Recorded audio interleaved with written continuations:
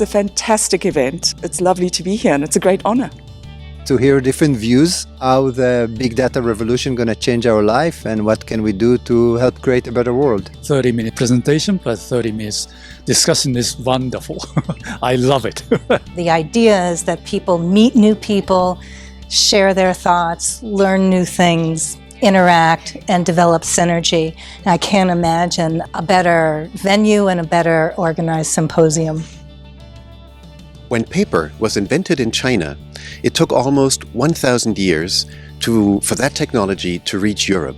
Digital technology changes the way that we observe the world. We have new data that was unthinkable before, and we build those data into large repositories and have big data in order to learn from them. So it's not only the new ways of observing the world, it's also the new ways to use digital technologies to learn, machine learning, artificial intelligence. So here we bring together a diverse group of scholars from very different disciplines to discuss intensively about these reflexive relationships between knowledge, technology, and the effects that it has on the geography of societies today.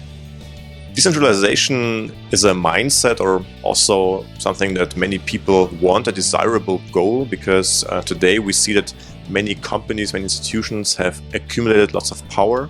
So my presentation was about decentralized business models built on blockchain technology, and I developed a typology of 4 different blockchain-based decentralized business models.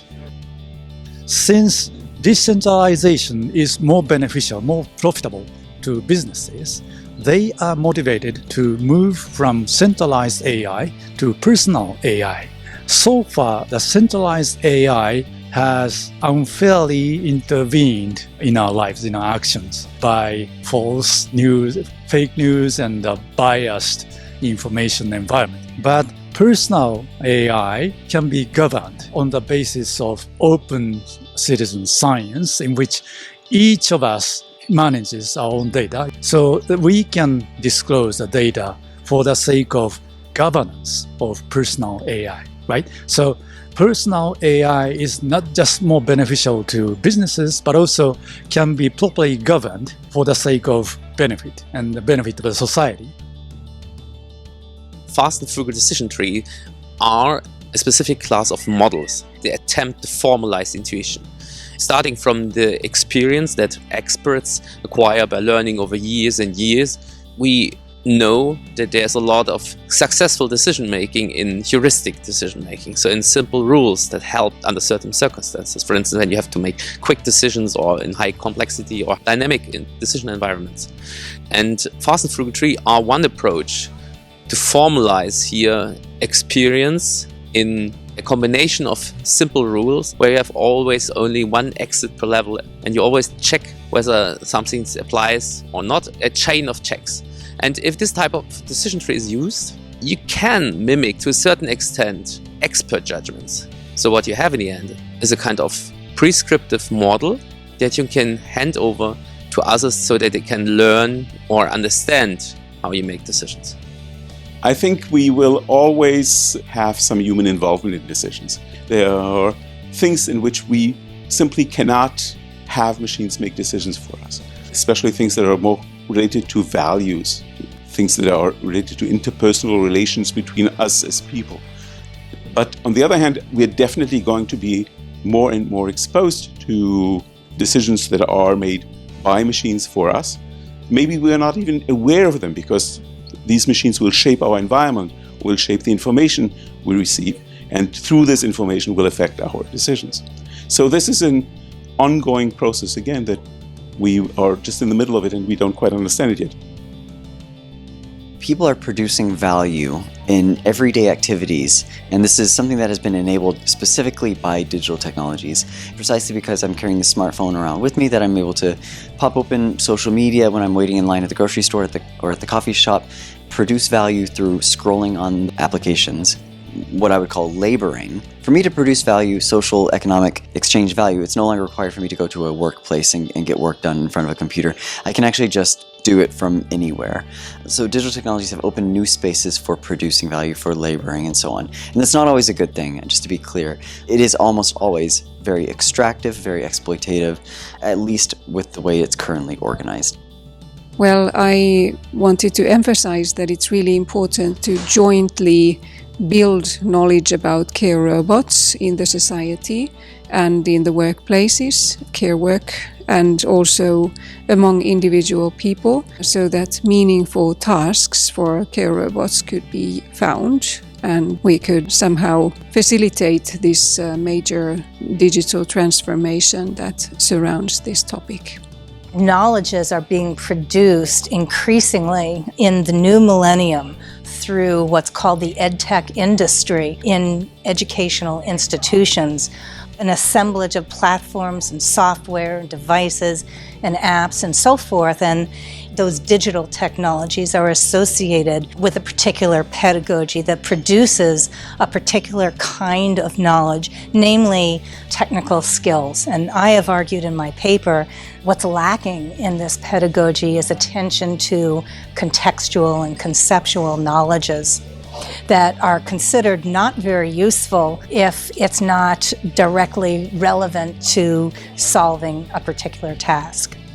Many people ask me that why I think that startups are crucially important. Normally the startups are who can have new ideas and new technological breakthroughs. The old companies, the established companies, they have the step-by-step innovation, which is important. But when you just look back in the last 30 years, all the digital technology, what we have now today, beyond their as a startup, and know they are big, such as Google, Facebook, and etc.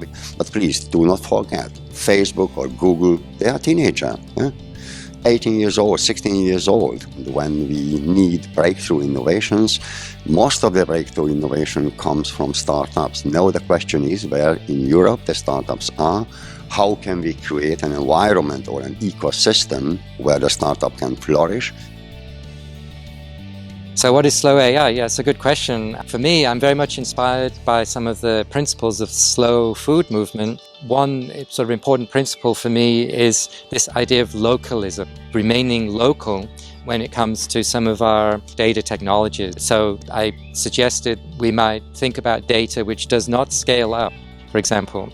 So no, on the contrary, we might explore ways in which data might remain local, or in which ways in which data does not travel. And is that data transparently understood? Or what degree of control do people have about where this data goes? Sort of the final point might be about how these data are monetized and who is benefiting from the collection of these data.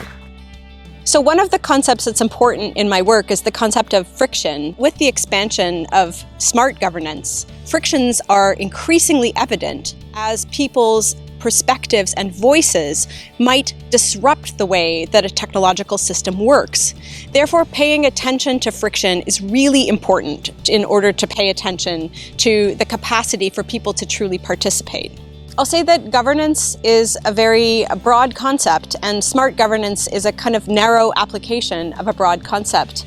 And I remain optimistic that these kinds of frictions that we observe in technology-driven smart governance might actually be clues to how we might develop a more effective and broad-ranging governance in future. Our goal is to predict human behavior. It's really important to learn how people learn from experience. And the basic idea of this research is that people tend to select the strategies that led to the best outcome in similar situations in the past. And this explains why gentle rule enforcement, that to give gentle punishment with high probability is better than giving severe punishment only in cases that we detect a severe crime. And what we are suggesting is to try to develop cameras that will only collect data when they see violence. If we can detect when person just start committing a crime and then already give them a signal, say, hey, you just committed a crime, we don't have to put him in jail, you just have to run away and think again if you want to try to commit crime. If he knows that the probability that he will be detected is high enough, this gentle punishment is enough. So the reason I use cyborg activism is because my research in Cape Town in particular shows that urban activism and the use of digital technologies is not a static relationship. It's one that's constantly changing, and it's one that's sort of very much linked to the nature of the activist and the point of the whole activist endeavor, but it's also linked to experiential knowledge creation, the way through which storytelling is used as a form of activism, and the ways through which various digital technologies allow for that to happen. There's nothing that I can add other than to say thank you to the organizers. It's a great privilege to be here. Knowledge and space. Very good.